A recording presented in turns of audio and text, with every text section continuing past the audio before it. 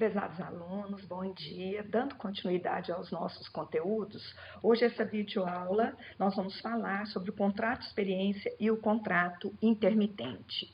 O contrato de experiência é um contrato por prazo determinado que está previsto no artigo 443, parágrafo 2º, na linha C.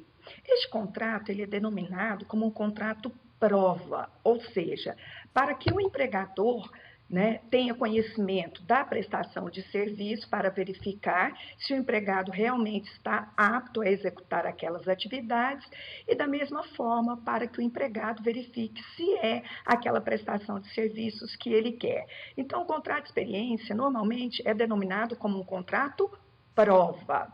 O prazo do contrato de experiência está previsto no parágrafo único do artigo 445 da nossa CLT, que prevê o prazo máximo de 90 dias.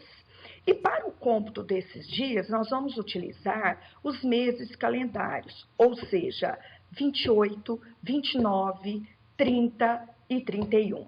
Por exemplo, um empregador que tenha feito um contrato de experiência com o empregado do dia 1º de março até o dia 31 de maio, está correto esse contrato de experiência? Então, vamos analisar. O prazo máximo seria 90 dias, tá? O mês de março, 31. Mês de abril, 30. Só aí já foram o quê? 61 dias. E o mês de maio? Mais 31, o contrato foi de 92 dias.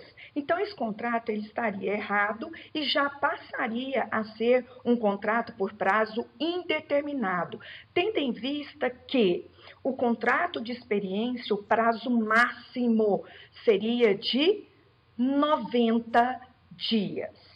Bom, o contrato só pode ser feito de forma escrita. Ele não pode ser feito de forma verbal. Então, o contrato, ele tem que ser um contrato escrito. Aqui, eu trouxe um pequeno modelo, um resumo, de parte de um contrato, de experiência, porque obrigatoriamente ele tem que ser por escrito. E é lógico, devidamente anotado na CTPS. Então, aqui eu trouxe um modelinho de contrato para vocês, só terem noção. Algumas cláusulas, tá certo? Então, por esse instrumento particular, que entre si fazem a empresa, aí vem o nome da empresa, Se for pessoa física, tá? Aí vem o seu representante, doravante denominado empregadora, e do outro lado, o nome do empregado. Tá? Daqui em diante, denominado empregado, fica justo e contratado o seguinte. Aí vem o empregador, ou empregado, ou empregada, contratado ou contratado, a título de experiência para exercer as funções, de informar com todas as atribuições que lhes são peculiares, bem como as que vierem a ser destinadas através de instruções internas.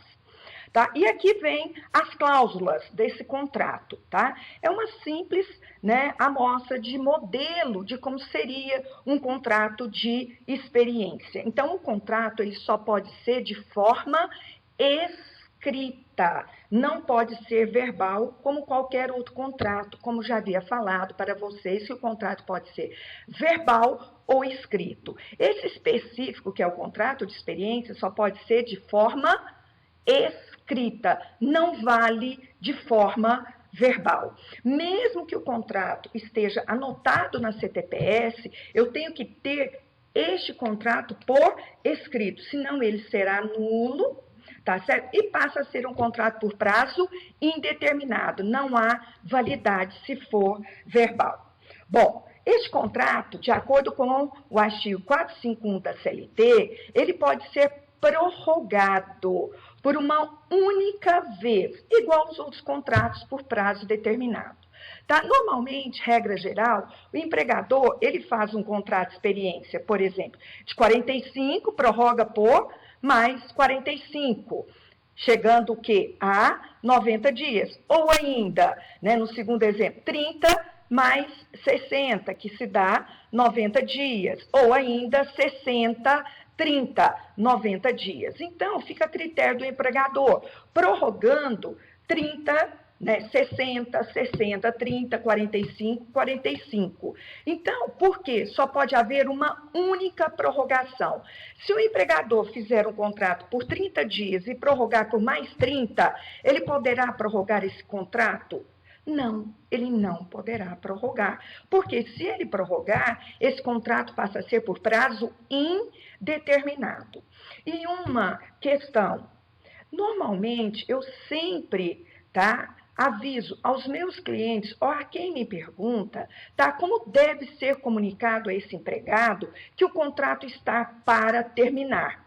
Pelo menos, gente, um dia antes do término desse contrato. Por quê? Porque esse empregado, apesar do momento que houve a prorrogação, e ele sabe que esse contrato tem validade por 90 dias, eu tenho que comunicar com antecedência para que esse empregado não venha trabalhar pós os 90 dias. Por quê?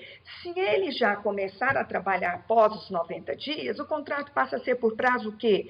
Indeterminado. Então, se o contrato estiver para findar, então eu oriento que comunique a este empregado um dia antes, falando, amanhã será o seu último dia, está completando os 90 dias do contrato e você somente irá trabalhar amanhã e no outro dia você virá para que seja feita a ruptura do contrato de trabalho. E de preferência que seja isso por escrito, para que o empregado não venha no dia posterior aos 90 dias e que o contrato passa a ser por prazo indeterminado, correto? Bom, o contrato por prazo determinado também aplica-se à estabilidade, ou seja, vamos imaginar que tenha feito um contrato de 30 dias com uma empregada e ter prorrogado por mais 30 dias. E aí, no final dos 30 dias, posterior aos 30 anterior, ou seja, no final dos 30 dias da prorrogação, eu chego para a empregada, vou fazer o acerto com você, porque hoje é o seu último dia. E a empregada fala, estou grávida. Posso fazer a ruptura deste contrato? Não. A súmula 244, no item 3, fala que a estabilidade também se aplica ao contrato por prazo determinado. Então, essa empregada não poderá ter a ruptura do contrato. Ela terá a estabilidade, que será desde a confirmação da gravidez até 5 meses após o parto. E, caso no contrato de experiência haja um acidente de trabalho e o empregado apresente um atestado e este atestado seja por mais de 15 dias e ele passa a receber o auxílio doença acidentário, ele também terá direito à estabilidade. Ou seja, vamos imaginar que eu fiz um contrato de 30 dias e prorroguei o contrato por mais 60 dias.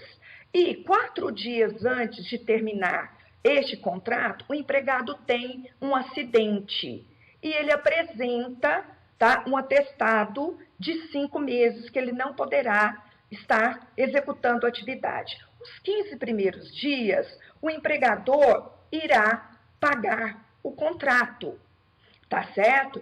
E a partir do 16º dia, o empregador, o empregado irá receber do INSS. Se o contrato estiver interrompido, o empregado poderá ter a ruptura do contrato de trabalho. Mas, se estiver dentro da suspensão do contrato, ou seja, se o empregado já estiver recebendo o auxílio doença quando findar o contrato, ele terá a estabilidade, ou seja, vamos imaginar que o contrato o empregador já fez por 90 dias. 30 dias o empregado trabalhou. A partir do 31º dia, o empregado teve um acidente e ficou afastado por 6 meses.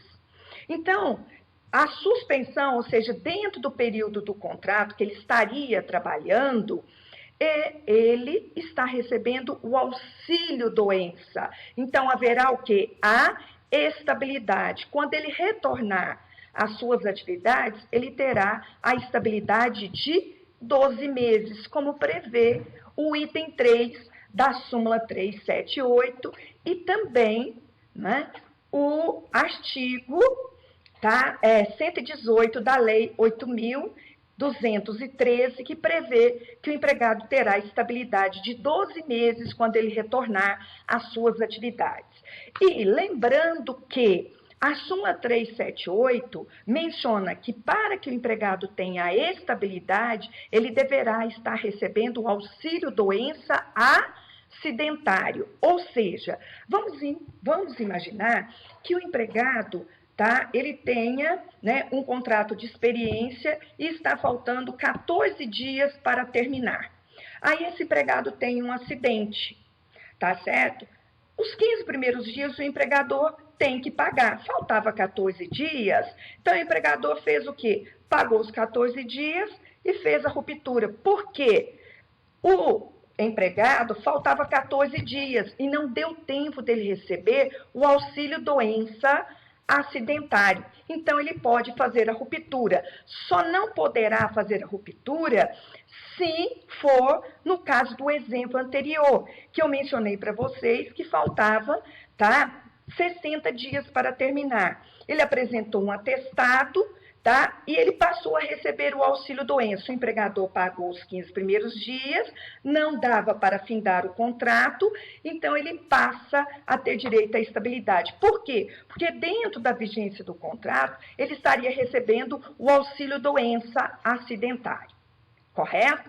Bom, dentro do contrato de experiência, o empregador poderá fazer a ruptura do contrato de trabalho, antecipadamente. Vamos imaginar que eu tenha feito um contrato por 30 dias, correto? E prorroguei por mais 60 dias. Só que 30 dias depois da prorrogação, eu não quero mais o empregado. O empregado está relapso, está faltando e ainda falta 30 dias. Posso fazer a ruptura antecipada deste contrato? Sim, eu posso fazer, só que o empregador irá pagar os 50% dos dias restantes, tá certo? Se o contrato era de 30, eu prorroguei por mais 60 e esse empregado trabalhou 30 e eu quero fazer ruptura, então está faltando o quê? 30 dias. Então, eu vou pagar 50% dos dias restantes, ou seja, 15 dias, tá certo? Então, reafirmando, fiz um contrato de 30 dias e prorroguei por mais 60, tá? Só que dentro dessa prorrogação, passou-se 30 dias e eu não quero mais o empregado. Aí eu faço a ruptura antecipada quando está faltando 30 dias para terminar a prorrogação e completar os 90 dias. Posso fazer essa ruptura? Sim, posso fazer. Só que eu tenho que indenizar 50% dos dias restantes. Se estaria faltando 30 dias, então vou pagar 15 e vou pagar todas as outras verbas que serão devidas, como o 13º proporcional, como as férias proporcionais, se ele terá direito aos adicionais, como, por exemplo, um adicional de insalubridade ou periculosidade, ele também terá direito. Isso está previsto no artigo 479 da CLT, que prevê que se o empregador fizer a ruptura antecipada, ele deverá pagar a metade dos dias restantes que terá o contrato. Então, seria o quê? Metade, 50% dos dias restantes e mais as verbas devidas. O 13º salário, as férias proporcionais, né? O saldo de salário, se houver, tá certo? Isso se houver a ruptura antecipada por parte do empregador. Agora, se for por parte do empregado, da mesma forma, este também deverá indenizar o empregador nos 50% dos dias restantes. Ou seja, se o empregado não quer mais prestar serviço e está faltando 40 dias, ele vai pagar somente o quê? 20 dias. Se está faltando 40, ele vai pagar 20 dias, ou seja, os 50% dos dias restantes, tá certo? Então, será aplicado tanto para o empregado quanto para o empregador. Se o empregador fizer a ruptura antecipada, o empregador irá pagar os 50% dos dias restantes e todas as verbas devidas, de acordo com o artigo 479 da nossa CLT. E se for o empregado que fizer a ruptura antecipada, ele também irá pagar os 50% dos dias restantes. Correto? Lembrando que tanto empregado e empregador poderão fazer a ruptura. Empregador, 50% dos dias restantes, conforme o artigo 479, e todas as verbas devidas. E se for o empregado, a indenização dos 50% dos dias restantes, de acordo com o artigo 480 da nossa CLT. E nós temos que observar se dentro do contrato de experiência não tenha a cláusula denominada de cláusula assecuratória, que essa cláusula prevê que, se houver esta cláusula dentro do contrato, irá garantir, tá, o aviso prévio. Então, nós, se estivermos, advogando pelo empregador, nós temos que verificar se essa cláusula não consta dentro deste contrato de experiência. Porque, se constar, o empregador deverá pagar não o restante dos 50% dos dias, mas sim o aviso completo de 30 dias e mais, tá certo? Os direitos.